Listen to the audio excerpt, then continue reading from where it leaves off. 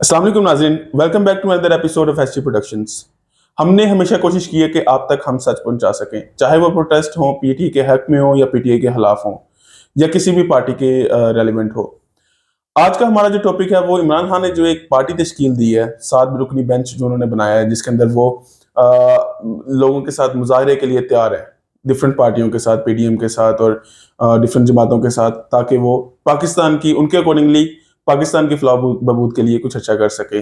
तो इसी सिनेरियो में आज हमारे साथ मौजूद हैं जनाब सलमान साहब। हम इनसे गुफ्तगू करेंगे और इनसे पूछेंगे कि ये जो सब कुछ हो रहा है, क्या ये पॉलिटिकल मूव है या खान साहब जो है प्रेशर में आके सब कुछ कर रहे हैं। तो अस्सलाम वालेकुम सर। वालेकुम सलाम। तो सलमान साहब, आपको क्या लगता है ये जो पार्टी तश्कील दी गई है, इसका मेन मकसद क्या है? सर, पहली तो बात आपने भी ये फरमाई कि ये पॉलिटिकल मूव है या मतलब प्रेशर गेम जी। है। प्रेशर गेम में तो शुरू से इमरान खान जो है वो सक्सेसफुल रहा है और प्रेशर वो हैंडल कर लेते हैं बड़ा अच्छा। अब उनकी 26 साल स्ट्रगल देख लें आप, या ये पीछे उनको अभी गिरफ्तार किया गया वो वाला टाइम देख लें कि जिस तरीके से रेंजर्स उनको गिरफ्तार करने आई थी, तो वो जिस सिनेरियो में बैठे हुए नजर आ रहे थे कि जिस तरह उनको मोहब्बत से वो वेलकम कर रहे थे। सर देखे ना, हमें तो लगता है कि ये खान साहब की तारीख का सबसे बड़ा यू टर्न है, क्योंकि जिन पार्टियों के खिलाफ थे जनाब, आज उन्हीं को मुत्तहिद करके वो ये कहना चाह रहे हैं कि हम सबको मिलकर पाकिस्तान के लिए काम करना चाहिए।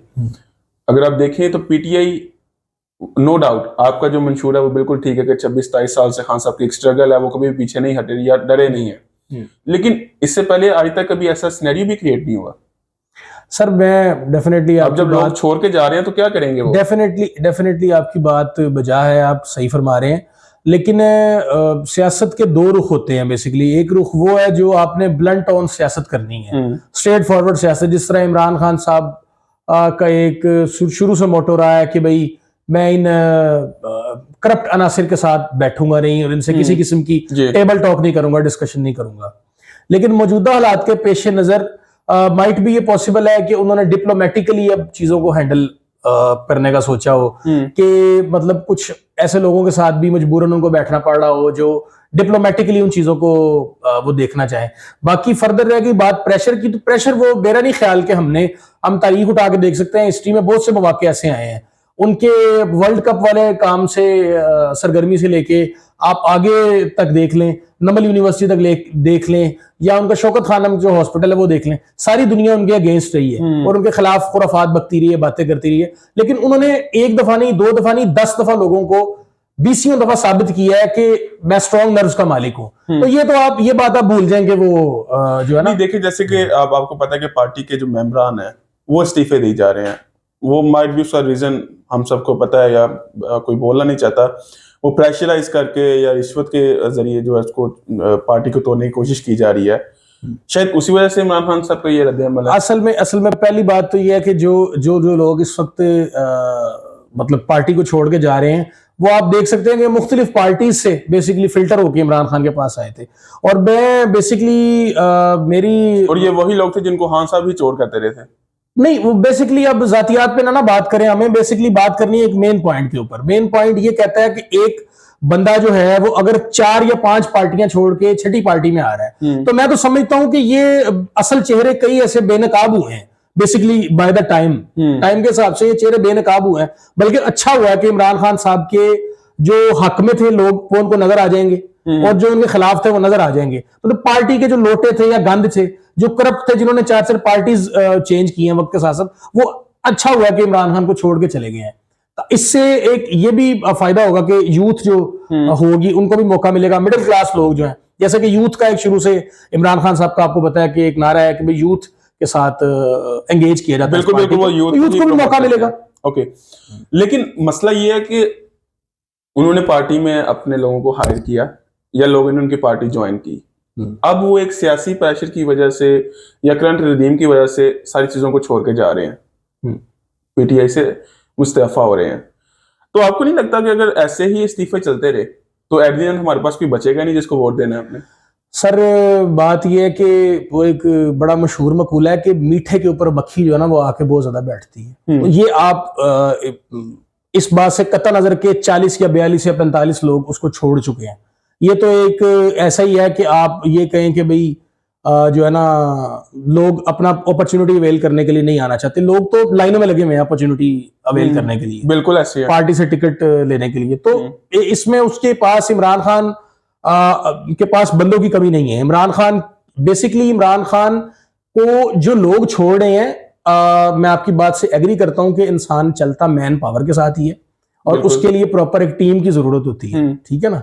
तो मैन पावर जरूरी है, लेकिन इमरान खान के पास बंदों की कमी नहीं है, लोगों की कमी नहीं है। इमरान खान, अगर हम देसी लैंग्वेज में या इस हिसाब से बात करें, सादा सादा अल्फाज में, तो इमरान खान अगर दरख्त को भी खड़ा करेगा किसी तरह से, तो वो इमरान खान के उस शख्सियत को वोट नहीं पड़ना, वो इमरान खान की आइडियोलॉजी का वोट पड़ना है, इमरान खान के नजरिए को वोट पड़ना बेसिकली। चलिए, ये तो आपके एक मौक़िफ़ हो गया एक तरफ। अब दूसरी चीज हम आपसे डिस्कस ये करना चाहते हैं कि जो लोग इस टाइम जेलों में हैं, जो कारकुन, जो बेगुनाह लोग इस टाइम जेलों में हैं, उनका क्या कसूर है? पीटीआई को सपोर्ट करना उनका सबसे बड़ा जुर्म था। देखिए, बात यह है कि जैसे कि हम देख सकते हैं कि हकीकी आज़ादी की जंग का एक जो टाइटल, जो इस वक्त के मौजूदा हालात के पेश नज़र जो एक जिस पॉइंट के ऊपर लोग निकले थे, तो बेसिकली सेक्रीफाइस गोज ऑन, और सेक्रीफाइस और कुर्बानियां देने से ही हम जो है ना वो आज़ादी ले सकते हैं। अब सवाल इसमें ये करता है कि आज़ादी किससे लेनी है? आज़ादी लेनी है उन पॉलिटिशियंस से कि जिन्होंने हमें ज़हनी तौर पर गुलाम बनाया हुआ है। आज़ादी उस मुआशरे से लेनी है कि जिस मुआशरे के अंदर हम अपने हकूक की बात नहीं कर सकते। आज़ादी उन लोगों से, उन चीज़ों से लेनी है। लेकिन मसला ये है कि आज़ादी की आप बात कर रहे हैं, जिस आज़ादी की आप बात कर रहे हैं ना, वो जो भी उस आज़ादी के लिए खड़ा हुआ है ना, उसको दबा दिया गया है। अब आपके एंकर ही अगर हम ले लें, इमरान रियाज खान साहब कहाँ गए? कोई आइडिया ही नहीं है, किसी को पता ही नहीं है। पुलिस कह रही है हमारे पास नहीं है, और उनके फैमिली कह रहे हैं हमें उसका कोई आइडिया ही नहीं है किधर है वो बंदा। पुलिस कह रही है जी वो रूपोश हो गया, और पुलिस के पास कोई आंसर नहीं है। अब पुलिस के अकॉर्डिंगली ये है कि ऑब्वियसली अगर हम इसको जनरली देखा जाए तो पुलिस को वाकई ही आइडिया नहीं है वो किधर है, क्योंकि पुलिस इसके अंदर इन्वॉल्व ही नहीं है। इस वक्त हम बेसिकली इस बात के ऊपर तो ये कह सकते हैं कि अल्लाह ताला उनको अपनी हिफ्ज़ ईमान में रखे और अल्लाह ताला उनके लिए आसानी फरमाए। और सहाफ़त, ज़ाहिर सी बात है, डेफिनेटली हमने उनको देख के शुरू किया है और उनको हमने आइडियोलॉजी को उनकी समझा है, उनके पॉइंट्स को समझा है, और हम उनको उनकी बातों से एग्री करते हैं कि वो अच्छी ब्लंट गुफ्तगू करते हैं, और इसीलिए उनको एक अच्छा उनका मुकाम समझा जाता है सहाफ़त की दुनिया में भी।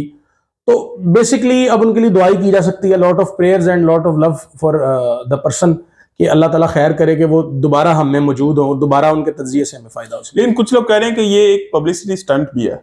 इमरान रियाज खान साहब खुद ही रूपोश हो चुके हैं। नहीं जी, और पब्लिसिटी सर, मैं माज़रत के साथ, पब्लिसिटी स्टंट जो है ना वो 1-2 दिन या हफ्ते का होता है। पब्लिसिटी स्टंट जो है ना वो इतना लंबा नहीं होता, ठीक है ना। और पब्लिसिटी स्टंट में आप मुझे बताएं कि आप इंसान हैं, हमने सोना भी है, उठना भी है, और हमने खाना भी खाना है, और हमने अपने जिंदगी के बाकी मामलात और सरगर्मियों को भी मतलब साथ साथ चलाना है। तो मेरा नहीं ख्याल कि छोटा सा मुल्क है, और छोटे से मुल्क में मेरा नहीं ख्याल कि इतनी लंबी को आइसोलेशन और इतना लंबा पीरियड को बंदा एक कमरे में 4 दीवारी में रह सकता है। मेरे ख्याल में तो अननेचुरल सी मुझे ये बात लगती है। सर, कुछ खबरें में सुनने को ये भी मिली हैं, जैसे कि नाज़रीन आपको भी पता है कि कुछ खबरें गर्दिश कर रही हैं कि हाँ, इमरान रियाज खान साहब को जो है वो कत्ल कर दिया गया है, या वो कोमा में है, या उनको कुछ ऐसा टॉर्चर किया गया है जिसकी वजह से वो बाहर नहीं लेके आ रहे उनको। असल में तो अब ये देखे ना, 2-3 मुख्तलिफ किस्म की सोचें और बातें, और जितने मुंह उतनी बातों वाली बात है ना, बिल्कुल ऐसे। जिसके चेहरे जुबान पे जो ज़द-ए-आम बात आती है वो आगे से करने लग पड़ता है और बोलने लग पड़ता है। असल हकीकत तो जो है ना वो तो रब ही जानता है कि उस वक्त किस हाल में है। तो सर, हमारे अदारे किधर है? हमारे जो कोर्ट्स हैं वो किधर है? बस उनको वर्किंग करनी चाहिए इस बात के ऊपर कि वो सच का मतलब तलाश करें कि भाई वो किधर हैं या वो किस हाल में हैं, क्योंकि ज़ाहिर है उनके भी पीछे बच्चे हैं। वो एक सहाफ़त की दुनिया में उनका नाम होना ना होना एक अलग चीज़ है। ज़ाहिर है कि वो पाकिस्तान का मुहिब वतन शहरी है और पाकिस्तान से मोहब्बत का दावा करता है, और जो कि नज़र आता है उसकी बातों में सच्चाई। और डेफिनेटली उनको उनको मिलना चाहिए, क्योंकि वो इसी मुल्क में रहे हैं और इसी मुल्क में खाया पिया बढ़ा है, कि वो इंडिया से तो आए नहीं है ना। जी बिल्कुल। ठीक है ना, वो इसी मुल्क का हिस्सा है। तो बेसिकली अगर वो अगर ज्यादा जरा ब्लंट बोलते हैं, या वो अगर जो है ना हक पे या सच पे बात करते हैं, या उनकी बात को चार लोग सुनते हैं, तो इसका ये मतलब नहीं है कि हम उनको ये कह लें कि वो किसी और मुल्क से हैं। वो जाहिर है इसी मुल्क में पले बड़े हैं, इसी मुल्क का हिस्सा है। इसी तरह समीउल्लाह खान साहब एक मशहूर सहाफी हैं, उनके साथ भी ऐसे ही हुआ है। उनका भी किसी का पता नहीं हो किधर है। तो क्या कोई भी जो हक सच के लिए खड़ा होगा, उसकी आवाज को हमेशा दबा दिया जाएगा? अल्लाह खैर फरमाए जी। बेसिकली तो मैंने यही अर्ज की कि 1947 कंपेयर टू इस वक्त, उस वक्त हमने जो आज़ादी ली थी वो कायद ने ली थी गोरों के खिलाफ, जो एक कैंपेन थी। ठीक है ना। तो अब जो है, अब जो कैंपेन है वो जो आपके मुल्क के करप्ट जो एक तबका है उनके खिलाफ है। तो बहरहाल अब इस डर से बात करनी बंद नहीं की जा सकती, और पॉइंट्स को डिस्कस करना बंद नहीं किया जा सकता, या आप ये कह लें कि इस पे गुफ्तगू करना बंद नहीं की जा सकती, क्योंकि कितनी आवाजें दबाई जाएंगी ना।